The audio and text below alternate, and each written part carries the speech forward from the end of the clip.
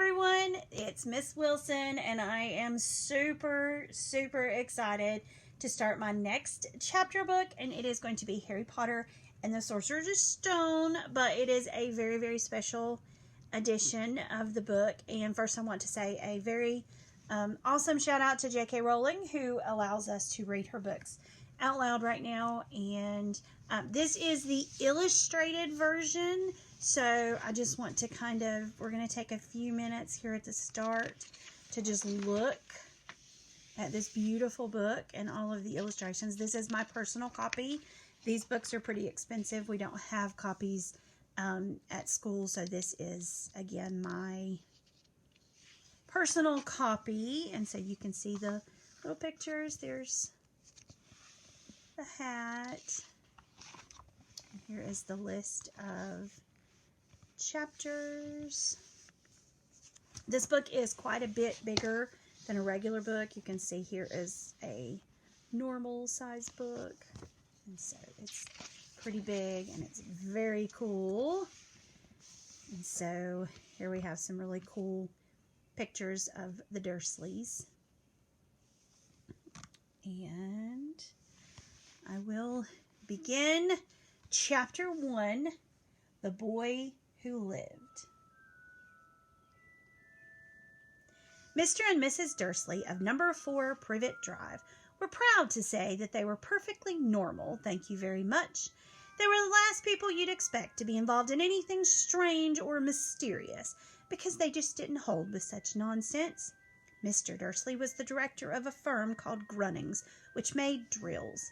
He was a big, beefy man with hardly any neck, although he did have a very large mustache. Mrs. Dursley was thin and blonde and had nearly twice the usual amount of neck, which came in very useful as she spent so much of her time craning over garden fences and spying on the neighbors. The Dursleys had a small son called Dudley, and in their opinion there was no finer boy anywhere. The Dursleys had everything they wanted, but they also had a secret, and their greatest fear was that somebody would discover it. They didn't think they could bear it if anyone found out about the Potters. Mrs. Potter was Mrs. Dursley's sister, but they hadn't met for several years.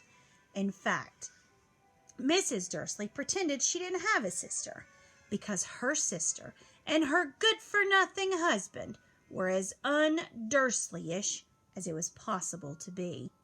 The Dursleys shuddered to think what the neighbors would say if the Potters arrived in the street. The Dursleys knew that the Potters had a small son too, but they had never even seen him.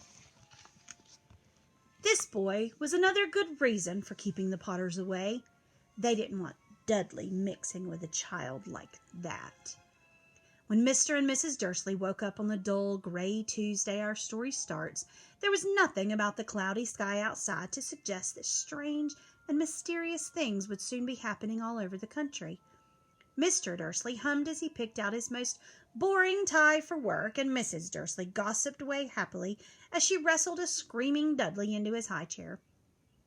None of them noticed a large, tawny owl flutter past the window. At 8:30, Mr. Dursley picked up his briefcase, pecked Mrs. Dursley on the cheek, and tried to kiss Dudley goodbye, but missed, because Dudley was now having a tantrum and throwing his cereal at the walls. "Little tyke," chortled Mr. Dursley as he left the house. He got into his car and backed out of number 4's drive. It was on the corner of the street that he noticed the first sign of something peculiar. A cat reading a map. For a second, Mr. Dursley didn't realize what he had seen. Then he jerked his head around to look again. There was a tabby cat standing on the corner of Privet Drive, but there wasn't a map in sight. What could he have been thinking of? It must have been a trick of the light. Mr. Dursley blinked and stared at the cat. It stared back. As Mr. Dursley drove around the corner and up the road, he watched the cat in his mirror. It was now reading the sign that said Privet Drive. No, looking at the sign. Cats couldn't read maps or signs. Mr. Dursley gave himself a little shake and put the cat out of his mind. As he drove towards town, he thought of nothing except a large order of drills he was hoping to get that day. But on the edge of town, drills were driven out of his mind by something else.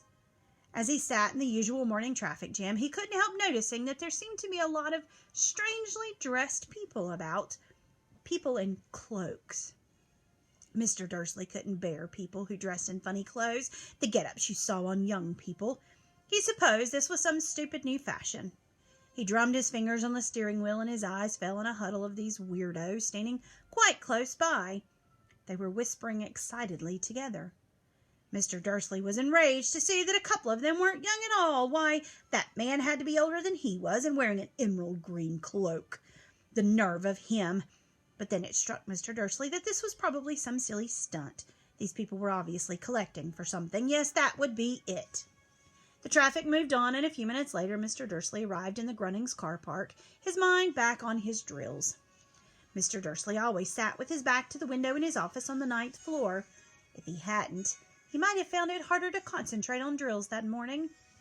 He didn't see the owls swooping past in broad daylight, though people down in the street did. They pointed and gazed open-mouthed as owl after owl sped overhead. Most of them had never seen an owl, even at night time. Mr. Dursley, however, had a perfectly normal owl-free morning. He yelled at 5 different people, he made several important phone calls, and shouted a bit more. He was in a very good mood until lunchtime, when he thought he'd stretch his legs and walk across the road to buy himself a bun from the baker's opposite. He'd forgotten all about the people in cloaks until he passed a group of them next to the baker's. He eyed them angrily as he passed. He didn't know why, but they made him uneasy. This lot were whispering excitedly, too, and he couldn't see a single collecting tin. It was on his way back past them, clutching a large doughnut in a bag, that he caught a few words of what they were saying. The Potters. That's right. That's what I heard. Yes, their son, Harry. Mr. Dursley stopped dead. Fear flooded him. He looked back at the whisperers as if he wanted to say something to them, but thought better of it. He dashed back across the street, hurried up to his office, snapped at his secretary not to disturb him, seized his telephone, and had almost finished dialing his home number when he changed his mind. He put the receiver back down and stroked his mustache, thinking, no, he was being stupid. Potter wasn't an unusual name. He was sure there was lots of people called Potter who had a son called Harry. Come to think of it, he wasn't even sure his nephew was called Harry. He'd never even seen the boy. It might have been Harvey or Harold. There was no point in worrying Mrs. Dursley. She always got so upset at any mention of her sister. He didn't blame her if he'd had a sister like that, but all the same, those people in cloaks. He found it a lot harder to concentrate on drills that afternoon, and when he left the building at 5 o'clock, he was still so worried that he walked straight into someone just outside the door. Sorry, he grunted as the tiny old man stumbled and almost fell. It was a few seconds before Mr. Dursley realized that the man was wearing a violet cloak. He didn't seem at all upset at being almost knocked to the ground. On the contrary, his face split into a wide smile, and he said in a squeaky voice that made passers-by stare, "Don't be sorry, my dear sir, for nothing would upset me today. Rejoice, for you-know-who has gone at last. Even muggles like yourself should be celebrating this happy, happy day." And the old man hugged Mr. Dursley around the middle and walked off. Mr. Dursley stood rooted to the spot. He had been hugged by a complete stranger. He also thought he had been called a muggle, whatever that was. He was rattled. He hurried to his car and set off home, hoping he was imagining things, which he had never hoped before, because he didn't approve of imagination. As he pulled into the driveway of number 4, the first thing he saw, and it didn't improve his mood, was the tabby cat he'd spotted that morning. It was now sitting on his garden wall. He was sure it was the same one. It had the same markings around its eyes. "Shoo!" said Mr. Dursley loudly. The cat didn't move. It just gave him a stern look. Was this normal cat behavior? Mr. Dursley wondered. Trying to pull himself together, he let himself into the house. He was still determined not to mention anything to his wife. Mrs. Dursley had had a nice, normal day. She told him over dinner all about Mrs. Next Door's problems with her daughter and how Dudley had learnt a new word, shan't. Mr. Dursley tried to act normally. When Dudley had been put to bed, he went into the living room in time to catch the last report on the evening news.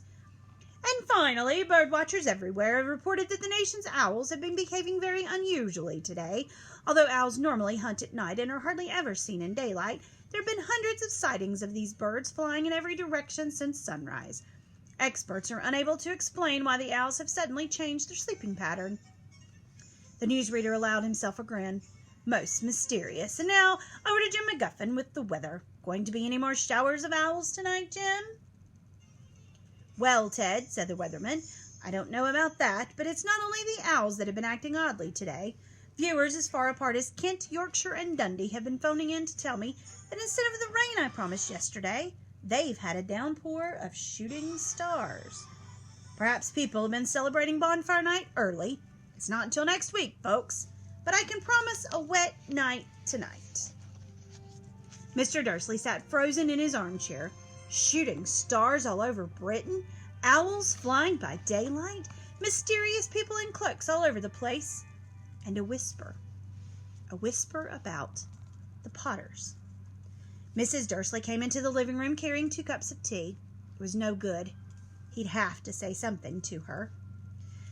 He cleared his throat nervously. Petunia, dear, you haven't heard from your sister lately, have you? As he had expected, Mrs. Dursley looked shocked and angry. After all, they normally pretended she didn't have a sister. No, she said sharply. Why? Funny stuff on the news, Mr. Dursley mumbled. Owls shooting stars, and there were a lot of funny-looking people in town today. So? Snapped Mrs. Dursley. Well, I just thought maybe it was something to do with, her lot. Mrs. Dursley sipped her tea through pursed lips. Mr. Dursley wondered whether he dared tell her he'd heard the name Potter. He decided he didn't dare. Instead, he said as casually as he could, their son. He'd be about Dudley's age now, wouldn't he? I suppose so, said Mrs. Dursley stiffly. What's his name again? Howard, isn't it? Harry. Nasty common name, if you ask me. Oh, yes, said Mr. Dursley, his heart sinking horribly. Yes, I quite agree. He didn't say another word on the subject as they went upstairs to bed. While Mrs. Dursley was in the bathroom, Mr. Dursley crept to the bedroom window and peered down into the front garden. The cat was still there. It was staring down Privet Drive as though it was waiting for something. Was he imagining things? Could all this have anything to do with the Potters? If it did, if it got out that they were related to a pair of, well, he didn't think he could bear it. The Dursleys got into bed. Mrs. Dursley fell asleep quickly, but Mr. Dursley lay awake, turning it all over in his mind. His last comforting thought before he fell asleep was that even if the Potters were involved, there was no reason for them to come near him and Mrs. Dursley. The Potters knew very well what he and Petunia thought about them and their kind. He couldn't see how he and Petunia could get mixed up in anything that might be going on. He yawned and turned over. It couldn't affect them. How very wrong he was. Mr. Dursley might have been drifting into an uneasy sleep, but the cat on the wall outside was showing no sign of sleepiness. It was sitting as still as a statue, its eyes fixed unblinkingly on the far corner of Privet Drive. It didn't so much as quiver when a car door slammed in the next street, nor when 2 owls swooped overhead. In fact, it was nearly midnight before the cat moved at all. A man appeared on the corner. The cat had been watching, appeared so suddenly and silently you'd have thought he just popped out of the ground. The cat's tail twitched and its eyes narrowed. Nothing like this man had ever been seen in Privet Drive. He was tall, thin, and very old, judging by the silver of his hair and beard, which were both long enough to tuck into his belt. He was wearing long robes, a purple cloak, which swept the ground, and high-heeled, buckled shoes. Boots. His blue eyes were light, bright, and sparkling behind half-moon spectacles, and his nose was very long and crooked, as though it had been broken at least twice. This man's name was Albus Dumbledore. Albus Dumbledore didn't seem to realize that he had just arrived in a street where everything from his name to his boots was unwelcome. He was busy rummaging in his cloak looking for something, but he did seem to realize he was being watched because he looked up suddenly at the cat, which was still staring at him from the other end of the street. For some reason, the sight of the cat seemed to amuse him. He chuckled and muttered, "I should have known." He had found what he was looking for in his inside pocket. It seemed to be a silver cigarette lighter. He flicked it open, held it up in the air, and clicked it. The nearest street lamp went out with a little pop. He clicked it again. The next lamp flickered into darkness. 12 times he clicked the put-outer until the only lights left in the whole street were 2 tiny pinpricks in the distance, which were the eyes of the cat watching him. If anyone looked out of their window now, even beady-eyed Mrs. Dursley, they wouldn't be able to see anything that was happening down on the pavement. Dumbledore slipped the put-outer back into his cloak and set off down the street towards number 4, where he sat down on the wall next to the cat. He didn't look at it, but after a moment he spoke to it. "Fancy seeing you here, Professor McGonagall." He turned to smile at the tabby, but it had gone. Instead, he was smiling at a rather severe-looking woman who was wearing square glasses exactly the shape of the markings the cat had had around its eyes. She, too, was wearing a cloak, an emerald one. Her black hair was drawn into a tight bun, and she looked distinctly ruffled. "How did you know it was me?" she asked. "My dear Professor, I've never seen a cat sit so stiffly." "You'd be stiff if you'd been sitting on a brick wall all day," said Professor McGonagall. "All day? When you could have been celebrating? I must have passed a dozen feasts and parties on my way here." Professor McGonagall sniffed angrily. "Oh, yes, everyone's celebrating all right," she said impatiently. "You'd think they'd be a bit more careful. But no, even the Muggles have noticed something's going on. It was on their news." She jerked her head back at the Dursleys' large living room window. "I heard it. Flocks of owls shooting stars. Well, they're not completely stupid. They were bound to notice something. Shooting stars down in Kent. I bet that was Diddless Diggle. He never had much sense." "You can't blame them," said Dumbledore gently. "We've had precious little to celebrate for 11 years. "I know that," said Professor McGonagall irritably, "but that's no reason to lose our heads. People are being downright careless, out on the streets in broad daylight, not even dressed in Muggle clothes, swapping rumors." She threw a sharp sideways glance at Dumbledore here, as though hoping he was going to tell her something, but he didn't. So she went on, "A fine thing it would be if on the very day you-know-who seems to have disappeared at last, the Muggles found out all about us all. I suppose he really has gone, Dumbledore?" "It certainly seems so," said Dumbledore. "We have much to be thankful for. Would you care for a sherbet lemon?" "A what?" "A sherbet lemon. They're a kind of Muggle sweet I'm rather fond of." "No, thank you," said Professor McGonagall coldly, as though she didn't think this was the moment for sherbet lemons. "As I say, even if you-know-who has gone, my dear Professor, surely a sensible person like yourself can call him by his name. All this you-know-who nonsense. For 11 years I've been trying to persuade people to call him by his proper name. Voldemort." Professor McGonagall flinched, but Dumbledore, who was unsticking 2 sherbet lemons, seemed not to notice.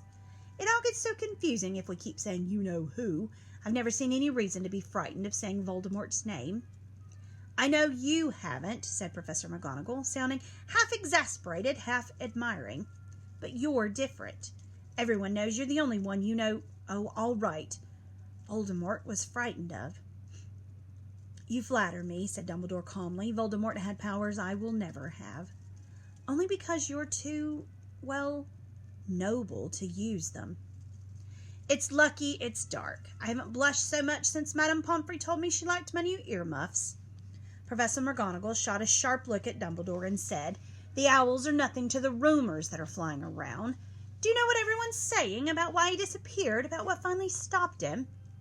It seemed that Professor McGonagall had reached the point she was most anxious to discuss.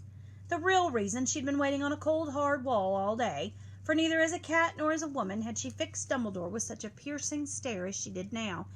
It was plain that whatever everyone was saying, she was going... I lost my place. Sorry. It was plain that whatever everyone was saying, she was not going to believe it until Dumbledore told her it was true.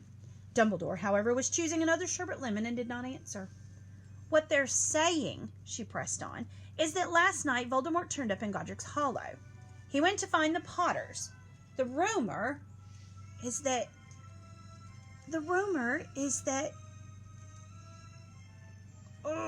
Lily and James Potter are that they're dead. Dumbledore bowed his head. Professor McGonagall gasped. Lily and James, I can't believe it. I didn't want to believe it. Oh, Albus. Dumbledore reached out and patted her on the shoulder. I know, he said heavily. Professor McGonagall's voice trembled as she went on. That's not all. They're saying he tried to kill the Potter's son, Harry, but he couldn't. He couldn't kill that little boy. No one knows why or how, but they're saying that when he couldn't kill Harry Potter, Voldemort's powers somehow broke. And that's why he's gone. Dumbledore nodded glumly. It's true, faltered Professor McGonagall. After all he's done, all the people he's killed, he couldn't kill a little boy? It's just astounding, of all the things to stop him. But how in the name of heaven did Harry survive? We can only guess, said Dumbledore. We may never know. Professor McGonagall pulled out a lace handkerchief and dabbed at her eyes beneath her spectacles. Dumbledore gave a great sniff as he took a golden watch from his pocket and examined it. It was a very odd watch. It had 12 hands, but no numbers. Instead, little planets were moving around the edge. It must have made sense to Dumbledore, though, because he put it back in his pocket and said, Hagrid's late. I suppose it was he who told you I'd be here, by the way? Yes, said Professor McGonagall, and I don't suppose you're going to tell me why you're here of all places. I've come to bring Harry to his aunt and uncle. They're the only family he has left now. You don't mean. You can't mean the people who live here, cried Professor McGonagall, jumping to her feet and pointing at number 4. Dumbledore, you can't. I've been watching them all day. You couldn't find 2 people who are less like us. And they've got this son. I saw him kicking his mother all the way up the street, screaming for sweets. Harry Potter come and live here? It's the best place for him, said Dumbledore firmly. His aunt and uncle will be able to explain everything to him when he's older. I've written them a letter. A letter? Repeated Professor McGonagall faintly, sitting back down on the wall. Really, Dumbledore, you think you can explain all this in a letter? These people will never understand him. He'll be famous, a legend. I wouldn't be surprised if today was known as Harry Potter Day in the future. There will be books written about Harry. Every child in our world will know his name. Exactly, said Dumbledore, looking very seriously over the top of his half-moon glasses. It would be enough to turn any boy's head. Famous before he can walk and talk. Famous for something he won't even remember. Can't you see how much better off he'll be, growing up away from all that until he's ready to take it? Professor McGonagall opened her mouth, changed her mind, swallowed, and then said, Yes, you're right, of course. But how's the boy getting here, Dumbledore? She eyed his cloak suddenly, as though she thought he might be hiding Harry underneath it. Hagrid's bringing him. You think it wise to trust Hagrid with something as important as this? I would trust Hagrid with my life, said Dumbledore. I'm not saying his heart isn't in the right place, said Professor McGonagall grudgingly, but you can't pretend he's not careless. He does tend to... What was that? A low, rumbling sound had broken the silence around them. It grew steadily louder as they looked up and down the street for some sign of a headlight. It swelled to a roar as they both looked up at the sky, and a huge motorbike fell out of the air and landed on the road in front of them. If the motorbike was huge, it was nothing to the man sitting astride it.